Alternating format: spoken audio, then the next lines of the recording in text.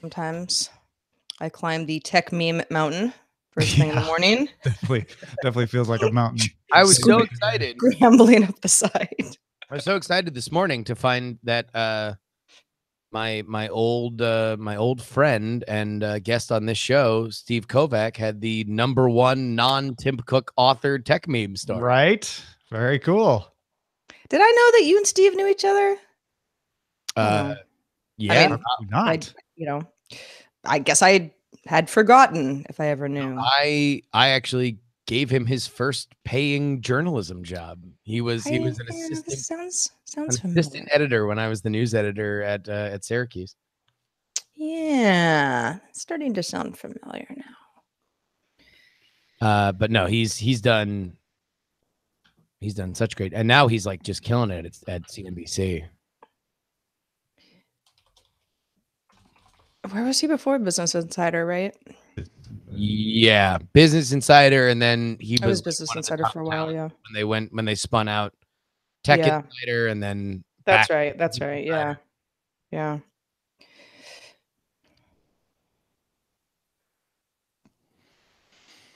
Oh my goodness. Right, man, you know what? News is breaking late today. I think I'll have a beer. Uh-oh. Okay. Trying to stun on me right now and my dry live streaming and just, being a regular old Maybe I'll run for president. Luckily, I'm a teetotaler. Someone's gonna do something really. That'll put 2019 ahead of 2018 real quick. Someone's gonna do something really silly on the live stream. Apparently, that's all you need to do these days to run for office. Just have a beer on a live stream. Oh my God. I don't even know if I want to speak these evil words into existence, but I know what's gonna happen. What? You cracked it. Save it for after the show. I'm just gonna text you. Okay. All right. That's not cool. Text Sarah too. Why don't you just Slack it to us? Oh, all right in Slack. You're right. All right in Slack. So we can all enjoy whatever. Roger's like, I want to know what it is. Yeah. Oh, here he comes. Here it comes.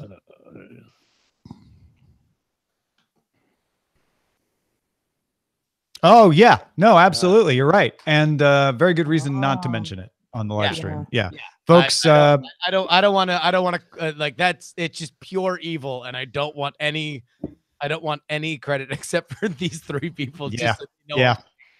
Sorry, folks. I know you're going to hate us. And my full intention was to talk Justin into revealing it to you. But it's very good reason to not do. Yep.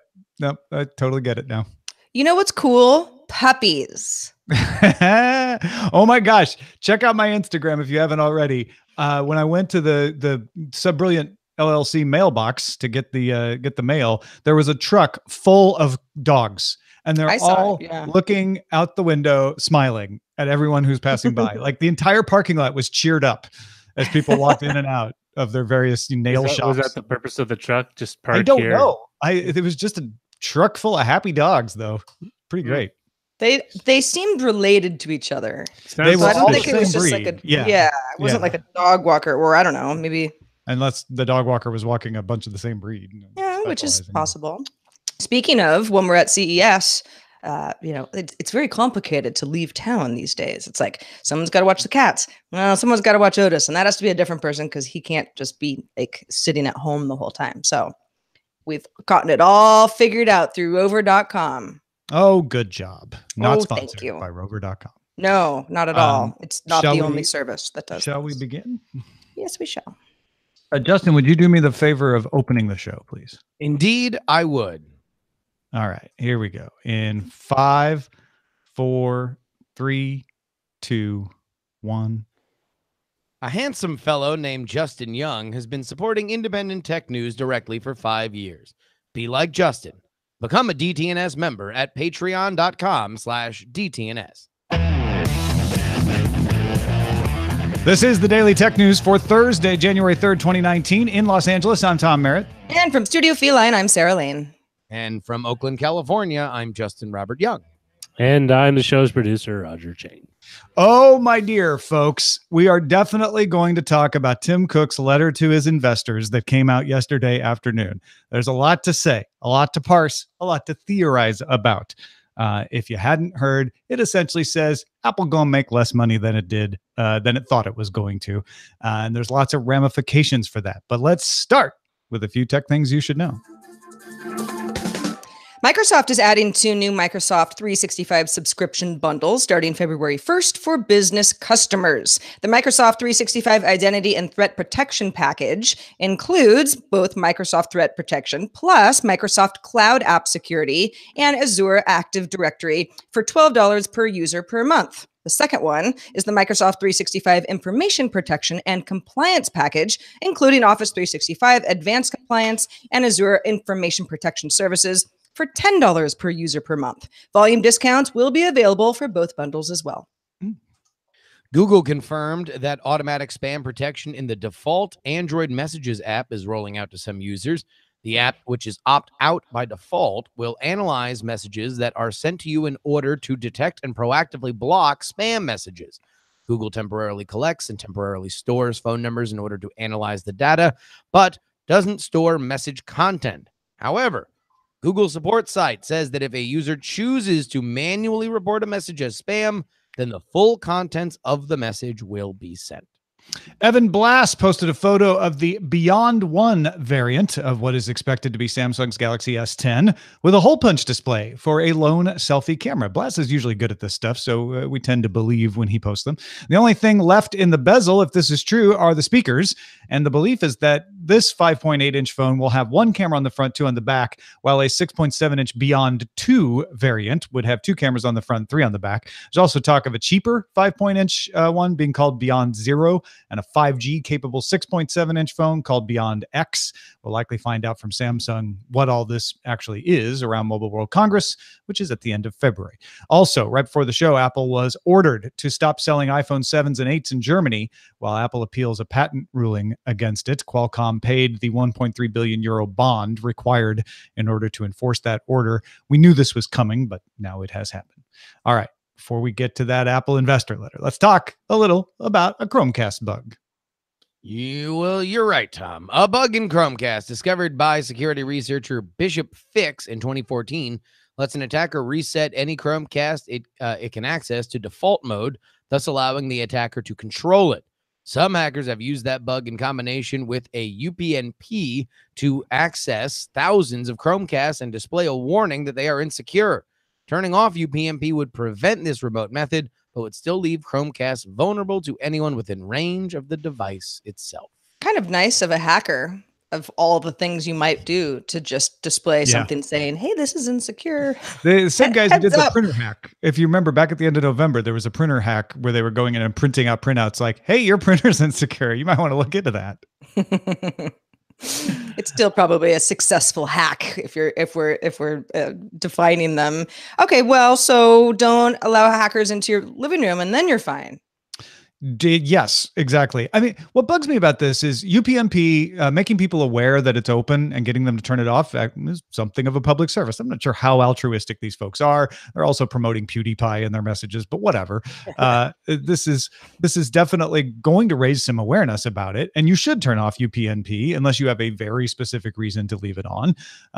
But Google is saying, oh, well, that's all there is to it. And the fact is, this bug that's been around for 5 years now is something that Google should mitigate, something that Google should squash, because even if it's, like you say, limited to the hacker in your living room or sitting in the car outside, while that's not as much of a problem, it could also turn into other bugs, and it's serious. They should kill it.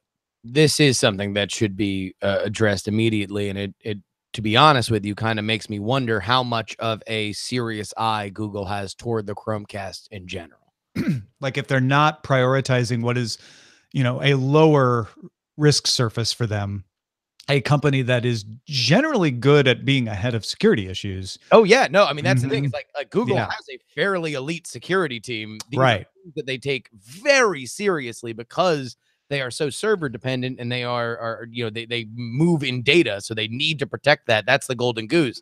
So if in hardware let's understand that they don't exactly, that's not really what makes them the vast majority of money. Then beyond that, how much attention is the subsection of Chromecast getting? Yeah. That's a really good point. Although it's been 5 years, it's not like they got rid of Chromecast. They've updated it since then. They just haven't fixed the software flaw. Fix it. Sure. Yeah. I mean, I get degrees. Yeah. Let's talk about smart glasses. Woo. It's not Google Glass, in fact. A company called Vuzix Blade smart glasses are now available for pre-order. They have a floating display similar to Google Glass, although it's all the way on the right side of your eye, rather than kind of in the corner the way Google Glass used to be. Amazon's voice assistant, you know her name, has compatibility, although early reviewers didn't have that. They had a pre-release version of the software. Google Assistant is apparently on the way as well. The Blade's designed to work with your smartphone, although it does have Wi-Fi connectivity if you didn't want to pair it to your phone for whatever reason. But it only comes in one style, at least for now. Blade OS is proprietary. It's based on Android, and the navigation uses the touchpad on the glass's right side to swipe and tap around. It has a built-in 8-megapixel camera, can take photos and also record video. There is a red light indicator that will let the world looking at you know if your camera is on and in use. The Blade starts shipping at the end of the month for $1,000. Nicole Lee over at Engadget had a real nice write-up about what's good and bad about the device. And she did say, yeah, if Amazon's Assistant was something that I could actually use, that might prove why they're better than her initial takeaway. But what she did say, and this is going to be an issue for any pair of glasses we're talking about. Google Glass had this issue. Snap lenses have this issue. And she said the glasses just didn't look that good on her. They fit okay. They looked better on certain faces more than others. But she said, yeah, this is just not something that I would want to wear. They look like 3D glasses you get at a movie theater. Yeah, they're bulky. They're bulky. I mean, bulkier than that. I mean, I'm just saying in terms of the shape, I think it's a fairly masculine or futuristic kind of shape. So if you are going for something that is fairly angular, then if that's your style, then you might be more interested in it than if you like things that are a little bit more rounded. And look, eyewear is something that is very fashion conscious, and it was part of the reason why Google Glass was not there. In the review, was there mention on what battery life is for pictures and videos? Because that was another gigantic drawback on what Google Glass was. Well, one of the, I don't recall the battery life, but one of the gripes was you could take a bunch of video and photos, but there's not a really easy way to get that onto my computer from the glasses. I don't know. I feel like smart glasses, while cool, and there sounds like a lot of cool things about what Vuzix is doing, and the company's been putting together smart glasses for some time now, is just that the wearables, the smartwatches, I mean, that's such a big market now that there's so much less of this need of, oh, if I want to be hands-free and keep my phone in my pocket or my purse, this is the thing that I'm going to be using to be able to have an AR experience with the world. Smart wearables on your wrist. That's been going pretty well for people. Hold on though. Vuzix is not new to this. That's one thing to keep in mind. They've been doing this for 10 years. They're an enterprise focused company. And this is them saying, hey, for the workplace, not just a specific medical or industrial use, maybe these would be good for that. It's sort of testing the waters. I think it's easy to dismiss these as another Google Glass. They're not. They're an outgrowth of what Google Glass also still is. Everyone forgets it. Nicole even forgot it in this article. Google Glass is still in existence and sold in the enterprise. It's trying to say, hey, instead of a big bulky gaming set being the future of AR, maybe something that helps you with notifications is it. And like you said, Sarah, it's a big full screen rather than just a tiny little thing up in the upper right, which is what the first generations of Google Glass were. Well, sure. Yeah. The enterprise is certainly a market for something like this. And as you mentioned, Vuzix has been around for a while, been working on a lot of this technology for some time. For the consumer market, which is what the Engadget's review was focused on. It sounds like there's still that, do I want this on my face? Does it look right? Is it too much? Is it too futuristic? Is that red light going to freak everybody out? I don't know if Vuzix cares about that mass audience, though. They want to give it to a more practical businessy use, which may not care as much. I don't know. I may be wrong. Here's the one thing I will say real quick about the consumer element: pictures and video. pictures and video that upload automatically to the cloud. The best camera you have is the camera that you can take the fastest picture with. If it's already on your face, I don't know why that there's not there. Well, I do. It's battery and storage, but that's to me, I think the breakthrough there. Yeah, this is not the only one out there. North, we talked about North back in November. They not quite as feature filled as Vuzix, but we're going to keep seeing these incremental steps. I don't think Vuzix is it, but it's moving us towards it. 9 to 5 Google found a change to Android's Garrett source code management with a README file that explains that Google's Fuchsia OS will use a specially designed version of the Android runtime to be able to run Android apps. Now, it's unclear whether the special runtime will replace Android's Linux kernel calls with calls to Fuchsia's Zircon kernel, or instead create a Linux virtual machine using Fuchsia's virtual machine system, Machina. For those of you who don't care about all that, though, the bottom line is whenever Google does decide to roll out Fuchsia devices, they'll be able to run Android apps. And definitely looks like Google wants Fuchsia to be its everything OS of the future. And we all are going to love it, right? Yeah, man, I'm pumped. 2019, year of the Fuchsia. Yeah, I'm curious if we'll see an announcement about it at I/O. At least some sort of developer announcement to say, yeah, you know, we've been kind of cagey about Fuchsia, but here's what it is. I don't think we'll see device announcements quite yet. I'd be a little surprised at that, but I think we'll hear them start to talk about it, because I think they do want to replace Android and Chrome OS with it eventually, and having it run Android apps. That's one of the things that makes Chrome OS usable, is being able to run the Android apps, and that would be this is an essential step for it. Yeah, and this would be a good time to get into it, right? Get developers thinking about it, playing with it, having some sort of access to what the future would look like. Yeah, for sure. Hey, why don't we wait for CES to announce things? Oh no, my friends, that's what LG just said to you. They say that's for chumps. In fact, LG announced an 88-inch Z9 OLED TV with 8K upscaling. It is the 8K 75-inch SM99 run on LG's second-gen Alpha 9 processor, which supposedly determines the best visual output. Amazon Voice Services also joins Google Assistant in the TVs, both of which work with LG's Think AI. Yeah, LG, man. This is their new tradition. They've been doing this for years now. And they even had one earlier in December. Where like, this is what we're going to talk about. I think ThinQ was the one thing they talked about on stage last year, Sarah, if I remember right. Yeah. They hadn't announced everything already. It definitely was last year, because we spent a whole show saying, is it Think or ThinkQ? Right. I had to go back and look at the keynote again to see what they said. I think we were all wrong. But okay, 88-inch. I don't have a wall big enough for that. 8K upscaling. Well, my eyes aren't even very good anymore. But if I had the money, I'd still want one. Yeah. Man, I'm just glad that CES is getting TVs. It's been too long. Yeah. Finally. LG. Yeah, I'm sorry. Well, look, I mean, obviously we can kind of make the jokes here. I'm sure everybody here, except for me, that's going to CES can practice their stock CES jokes about, the kind of things that are always there and the kind of announcements that always happen. It's hard to kind of put it into context until you see the rest of the competition. But Tom, where do you think this as an omen points to where the competition will be? Yeah. Well, we're going to see a lot of 8K talk. That's going to be the new talk, is 8K, and 8K upscaling seems like one of the frequent gambits that we'll see people with, like, hey, yeah, there's no 8K content, but we'll take that 4K content and we'll make it 8K. And everyone who has any sense will go, why would I need to do that? Because that's not 8K's benefit. We can't even, like you said, Sarah, we can't even see the pixels. So it'll be interesting to watch that happen. But yeah, we're going to see a lot of 8K talk in the TV world. We're going to see a lot of 5G everything. We're going to see a lot of voice assistant everything. So 2 out of 3 of the big trends there in this LG announcement.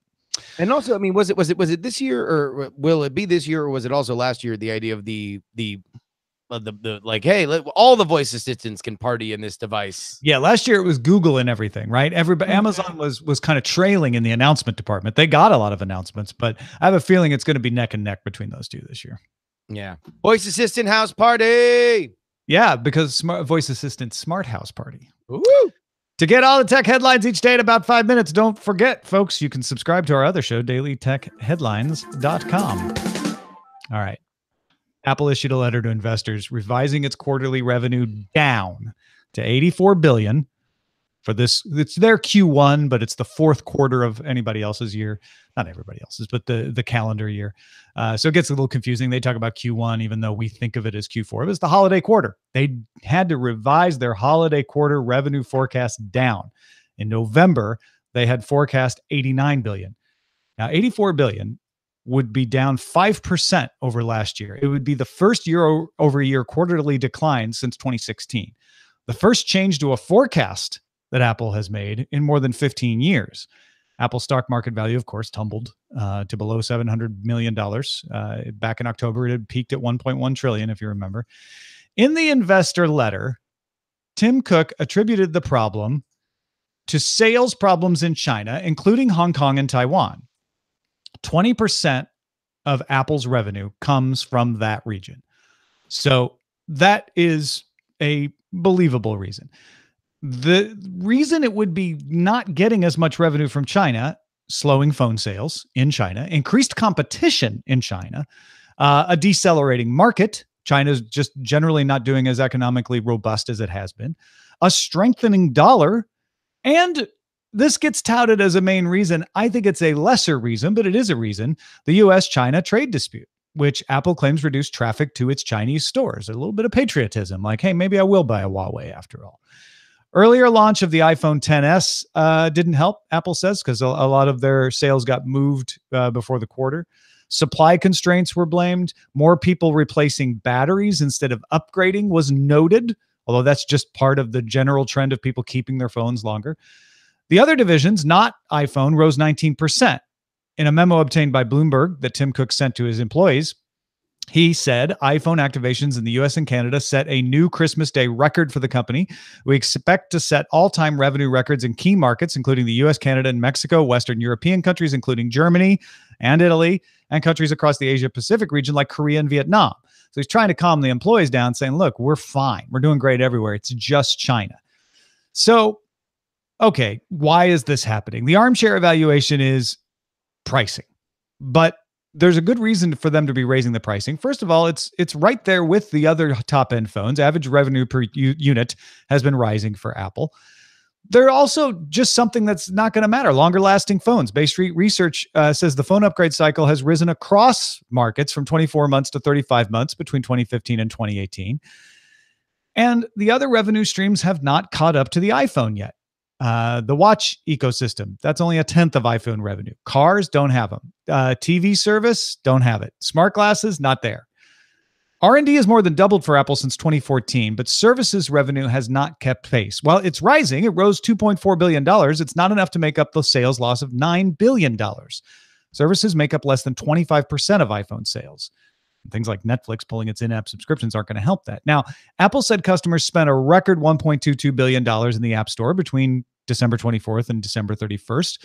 They also set a record for New Year's Day App Store revenue, but that's just not enough.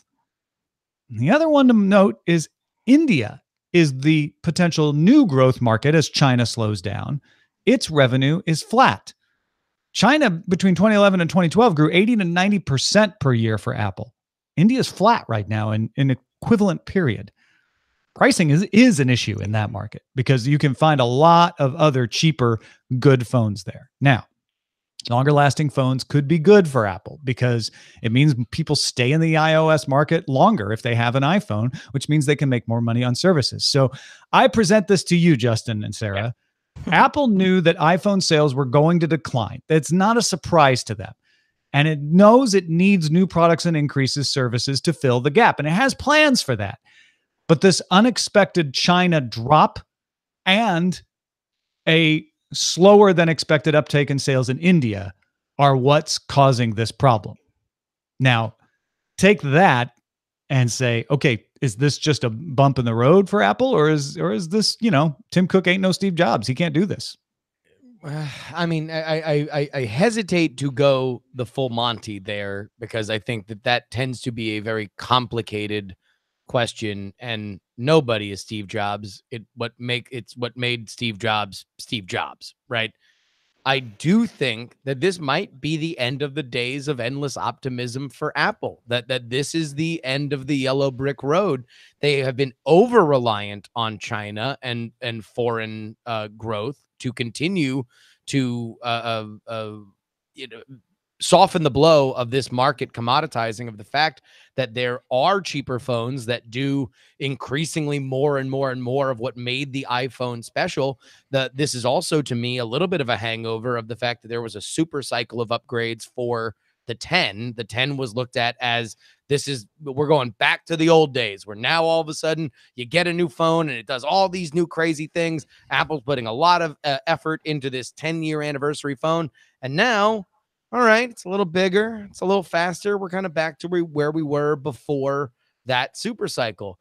Beyond that, I think obviously you can quibble about where we are in terms of the trade war talk, but I think this is more about where Apple is right now. And I think it's also kind of troubling to say, all right, so now they're going to rely even harder on the toll they take in-app purchases, when that seems to have been a barrier for creating some of their making some of their in-home devices like Apple TV and the iPhone. There are now harder barriers to entry for big companies like Netflix and Amazon and stuff like that, where they don't want to pay that toll. That, to me, is a bad omen. These are cloudy skies for Apple in a way that I don't think we have seen in a very, very, very long time. They should have just kept it really hard to replace the battery. I'm kidding, of course. Yeah, I agree. I agree with you, Justin. I think this was inevitable. There was a time, I don't know, let's call it 5 years ago, where the Chinese market was surging. The iPhone was, whether or not you wanted an iPhone, it was still seen as, this is the fancy phone, this is the expensive phone, if you can afford it. Apple has been riding on that for so long. And in the Chinese market specifically, and certainly other markets across the world, there are just phones that are just as nice and people prefer in many cases. The iPhone is not necessarily this fancy Porsche of a car or of a phone, like a fancy car.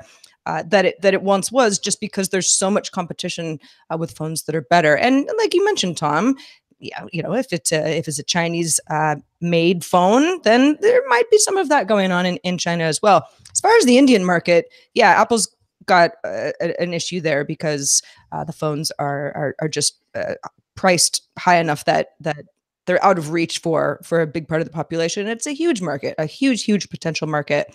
But I also think that Tim Cook, the points that he's making all seem pretty legit. It doesn't sound to me like, oh, Apple, they're really screwing up. He's no Steve Jobs. It's like Tim Cook has been doing quite well for some time. I mean, let's not forget that just a few months ago, it was the $1 trillion company. So it's troubling, because the holiday quarter has historically been so good for Apple, and that the quarters, are record breaking year over year, quarter over quarter. But it is embarrassing, really, to have to revise something like this. Oh, sweet Lord. Yeah. And beyond that, this is kind of strike two from market watchers, because they previously said that they weren't going to report iPhone, Mac, and iPad unit sales going forward. That this is the second time that Apple has had to make an announcement that said, market wise, things are not going to be the way that they used to. And yes, they can compare to their competitors in Samsung and Google, that they don't report that. They're not Apple. They're not the company that made these kind of gaudy unit numbers famous on a level that hadn't been there. All that being said, yes, this might be the end of the yellow brick road for Apple, but let's not make the mistake that many people did about Microsoft, 10 years ago, and act like they're roadkill now. I don't think that this is in any way a sign that Apple is in any kind of serious harm, but I do think that they are shifting into a different phase of their business life. As BioCow in our chat room says, one bad Apple quarter, don't spoil the whole stock, girl. No. Well, and the non-iPhone hardware areas, they're just not a big piece of Apple's overall pie right now. It is still the iPhone. Not yet. Yeah. I honestly, I don't think the trade war has as much to do with this as India. In fact, I don't even think the trade war has as much to do with it as just China's economy in general slowing down before there was even a hint of a trade war. And it's slowing down faster than we thought. I think that the trade war part of this accelerates it a bit. But it's mostly China is decelerating faster than everybody expected. This is hitting Samsung too. And Samsung isn't having a trade war. So Samsung and Apple are in the position of Nokia and BlackBerry, and history is against them. That, hey, you know what? Huawei, ZTE, Xiaomi, the Vivo, those are the Apples and Samsungs of 10 years ago. And unless you do something really innovative, you're going to end up like Nokia and BlackBerry. And that's what we're seeing happen in India. India is where Apple should be growing to make up for a declining China, even if it does decline faster, and it's flat. And that's not a good sign for them. Well, thanks to everybody who participates in our subreddit. Always a good sign to see all of you in there, voting on stories and submitting your own. You can go to dailytechnewsshow.reddit.com and join the party. You can also hang out on Facebook if you like. Facebook.com/groups/dailytechnewsshow is where to find us there. Let's check out the mailbag. Let's do it. This one comes from It's anonymous. The person requested to remain anonymous. Okay. Anon says, just listening to episode 3439, that was yesterday's show, and the impression I got from Tim Stevens is that the state of EV competition for 2019 is still up in the air at the moment. That's exactly how I've been feeling as a brand new EV driver. I was lucky enough to receive my 2019 Jaguar I-Pace in mid-December, took it on its first road trip over the holidays. Because of the lack of real alternatives to Tesla until this year, I'm not sure if some of the issues I've met are quirks of the industry, quirks of the company, or just problems that need to be looked at in the shop.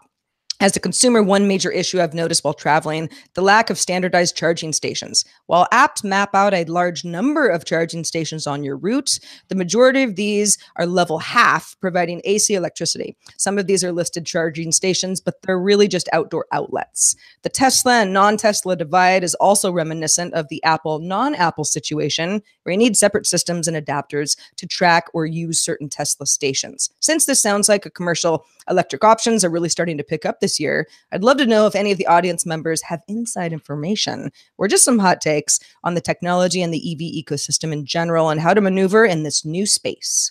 Yeah. So if anybody actually knows, let us know. feedback@dailytechnewsshow.com. Also emailed Tim Stevens because we focused so much on the models yesterday. We really didn't talk about the infrastructure. So Tim sent us some further thoughts saying, frankly, Tesla's charging network blows everyone else's out of the water. But over the next 2 years, that'll change significantly. Electrify America is blowing up in a big way next year, funded largely by VW. And they're putting a raft of high-speed and standards-based chargers in places like Home Depot and Walmart. I hope they'll catch up and perhaps even surpass the supercharger network, because I'm always rooting for the non-proprietary solution. For today, though, the big question is, how far do you really need to go? A good way to think of this is, how often would you need to stop for gas if your car was always topped up for you every morning? For most people, the answer is a couple times a year at most. So then it becomes a question of whether there are chargers along the route to where you need to go. And that varies hugely based on locale. Here in New York, there are fast chargers on nearly every major highway rest area. Most states, though, are not so lucky. Thank you, Tim, for the follow-up. Thank you very much, Tim. And thanks to Justin Robert Young for being with us this beautiful, fine Thursday. I almost said Friday. Feels like Friday. I don't know what day it is. Happy New Year to you, and let folks know where they can keep up with your work. Well, I'll tell you what, you want to hear a little bit more about the trade war? Well, you can listen to my politics podcast, Politics. But I got a little night attack plug for you guys, because on January 22nd, Brian and I will be releasing our new comedy album. It is going to feature the music of one of the most talented people that I have ever had a chance to come across in all my wanderings on the internet, a man by the name of Stephen Cogswell. For over 3 years, after every single episode, he makes a song using our audio from that episode, and we are finally going to give him his just due by putting his best work on an album. It's going to be released on January 22nd. You're going to hear me talk about it quite a bit, because we really, really, really want this thing to hit the Billboard comedy charts. He has worked so hard for literally no money. This is the least that we could do. So more info on that as we go forward. But January 22nd, circle it on your calendar. Got it. Done. Awesome. Folks, if you are not a member of DTNS or if you let your membership lapse, now's a good time to get back in. Everybody who stays with the Patreon at their particular tiers for 3 months starting January 2nd at the highest levels will get merchandise with Len's 5-year anniversary art on it. Co-executive producers and analysts get a sticker, advisors get a poster, and master level folks get a mug. So if you've been thinking about raising your pledge, now'd be a good time to do that. Or if you join, you might want to join in at one of these levels that gets you the cool Len Peralta stuff. Again, if you are already a member, if you don't change your tier, 3 months from January 2nd. And if you're a new member, 3 months from the day you join, as long as you stay at that tier without changing it. And don't forget, you can always get DTNS stuff at dailytechnewsshow.com/store. You can also always give us feedback. Our email address is feedback@dailytechnewsshow.com. Keep it coming. We love reading them and sometimes looking at those pictures that you send. We're live Monday through Friday at 4:30 p.m. Eastern, 21:30 UTC. And you can find out more at dailytechnewsshow.com/live. Back tomorrow. Talk to you then.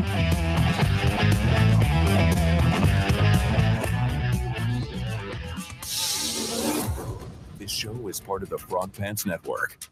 Get more at frogpants.com. Diamond Club hopes you have enjoyed this program. Nicely done. Good show. Good Very show, everyone. Good Apple analysis, Tom Merritt. Thank you very much.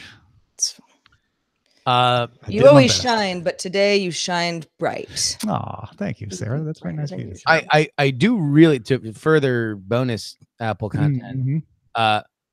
The one thing that I do think that you can blame Tim Cook for is that he's had a couple swings now at understanding where the next big thing is in the consumer market. And not to say that, well, I mean, I guess Amazon cracked it. Amazon cracked voice assistant, Smart speaker. Yeah.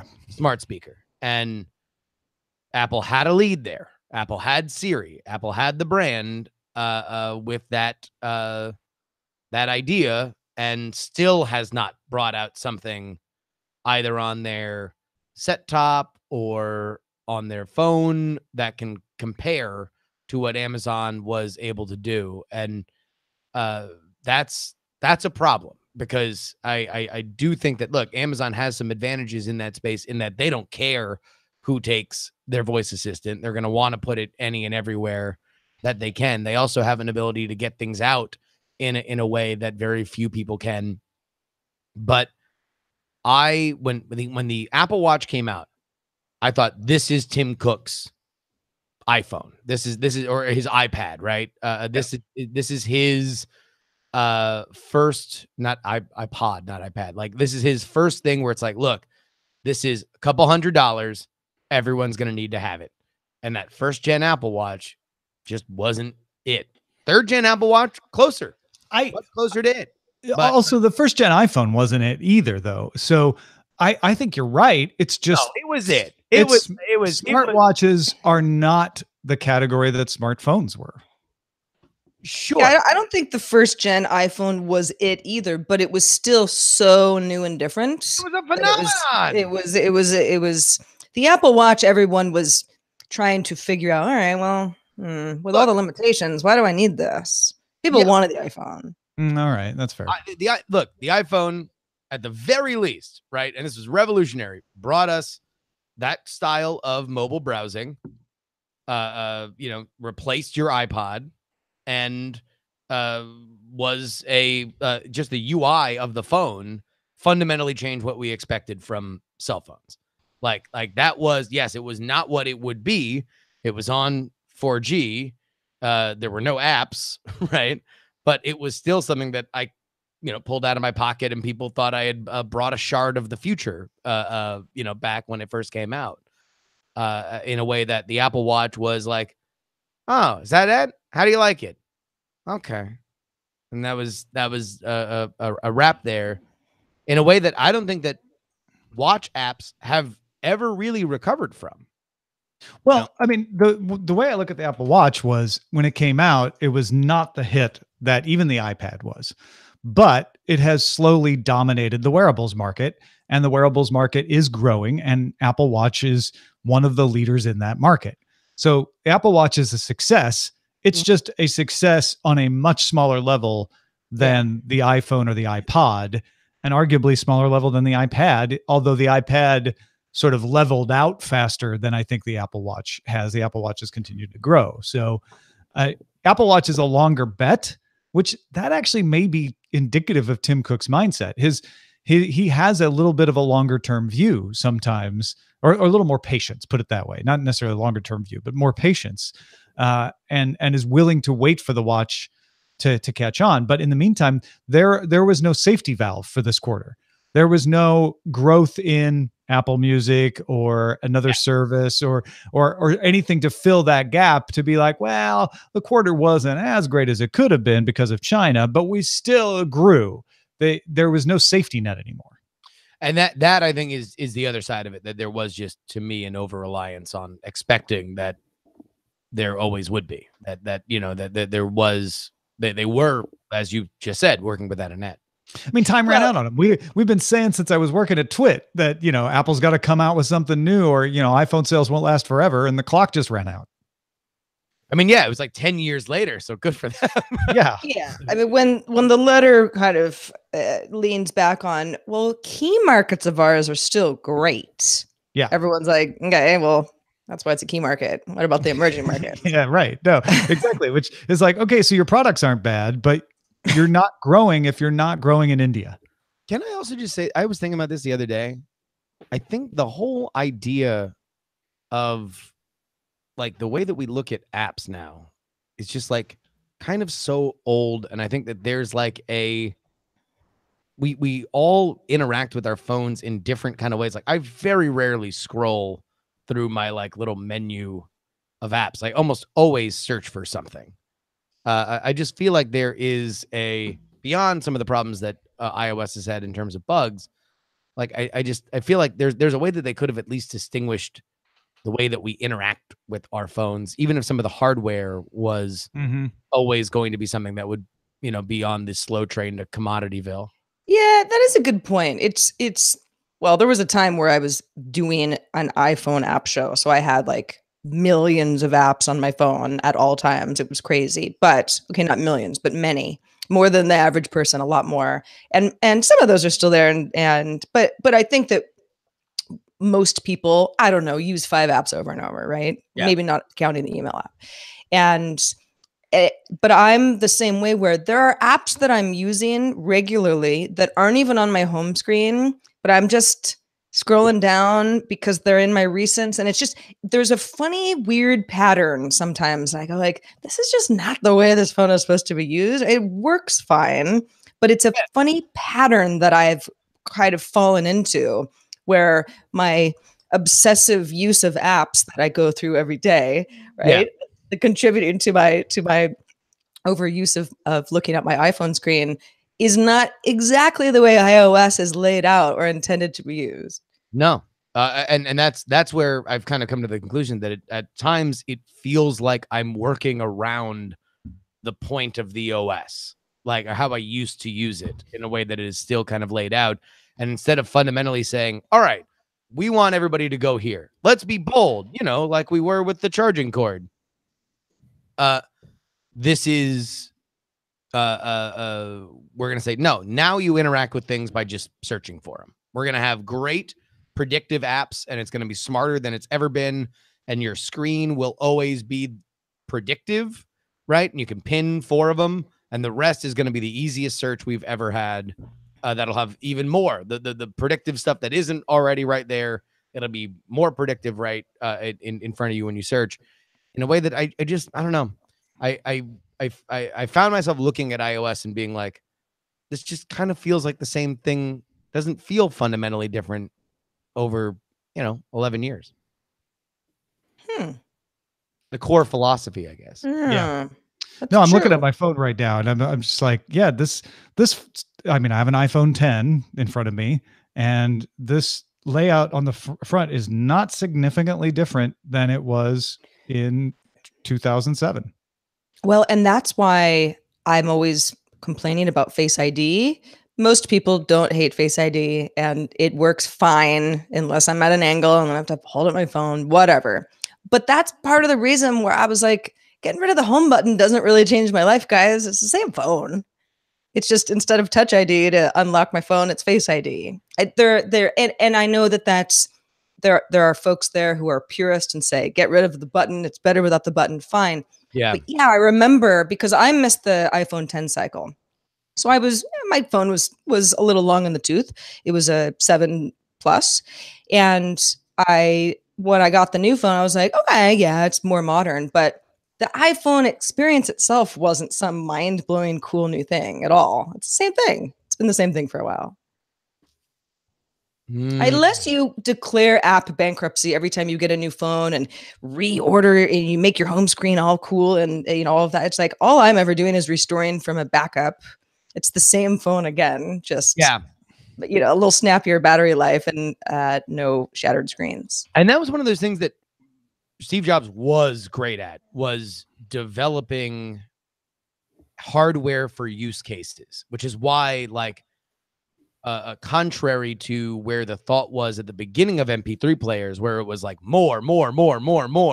As soon as there was always going to be a product for the music hounds that needed their entire music collection in their pocket at all time, right? I think there still is some iPod that just has 1,000 songs in your pocket, right? Yeah. So once they had the iPod, the initial thing, there was always going to be the big storage locker version, but the commercial version got smaller and smaller and smaller and smaller and smaller, maybe too small with the shuffle when it just got to a point of like plugging in your earbuds and shaking it so a random song would play. But it's like the idea there was most people don't listen to more than 3 albums. Now there are music hounds that'll be the loudest that say they need everything, but most people don't. And so the hardware kind of went with it, which is fascinating. And now I don't know if there's that same spirit. Like to me, Apple, the future of Apple, where I've wanted it to go is how does everything connect? And now we're kind of there with the AirBuds. AirBuds kind of connect for me. The idea that sometimes it's on my watch, sometimes it's on my phone, sometimes it's on my computer. I don't care. It's always connected. It's super easy to do, and we can go from there. But it hasn't moved quite as fast, at least as I would have thought it would. And some of us have weird ears and can't even use the AirPods. I mean, what about that? You can get a thing. You would need an adapter. I don't want a thing. You can get it. He wants it to just work, Justin. Right? Yeah. No, but you can get like the gel things that fit into your ear better. I will be honest, and you can flame me if you like. I think they look stupid, and that's why I don't have a pair. Oh, I had to wait for society to turn. I had to wait for everybody to decide that the emperor was wearing no clothes for me to buy one, because initially I thought they looked really stupid. They bother me 100% of the time when I see someone wearing them. And it's not because the person looks stupid. They I don't just understand. bother me. Sarah, why would you think they look I like actually I know you've got a pair, so it's like, I don't think it's not directed at anyone specifically. They just bother me. I asked the other day, I was on the phone with him, was like, why do you have cigarette butts sticking out of your ears? He knew exactly what they were. But Yeah, see, I just give me a pair that just go in my ears and don't hang down a tiny bit. That's Well, all they I'm do that asking. so you can pull them out, right? You don't want to like, how do I get them Well, out? give me a tiny notch, or I don't know. I don't know. I am actually fine with just wearing big honking headphones on my head. I don't. Like Yeah, I never don't understood why have people. much of a problem with that either. It's like it works, and I don't need to look at you. Yeah, but like walking around the street. Yeah, I used to wear headphones exactly the same on Sarah's head when I used to commute to work on BART. It was great. Yeah, so you're just like an NBA player walking into the arena. Like if Tom knows, I really don't care what most people think. No. By the way, this that's is like become fashionable. Like the idea of like Beats headphones, like that you wear all the time, like gigantic, chunky headphones, like those are in and have been for years. I was probably 5 or 6 years ahead of the curve on that. There you I was go. just like that. Forward Roger Chang. Probably. Mhm. It's just there's just so many things I'm not willing to like give up for societal acceptance. So one of those is comfort. Right? Like, I have in-ear, earbuds and stuff, and after a couple of months I just couldn't wear them anymore because I always felt like I was impacting something into my ear, down my ear. Ugh. Well, we I don't want to be agree with you impacting that- anyone's ears anymore. So we're going to say goodbye. Well, wait a minute. We don't want to be impacting anyone's eyes anymore. So we're going to We say will be goodbye to impacting video. your ears. But we will continue to impact your ears. Audio folks, stick around. There's more to come.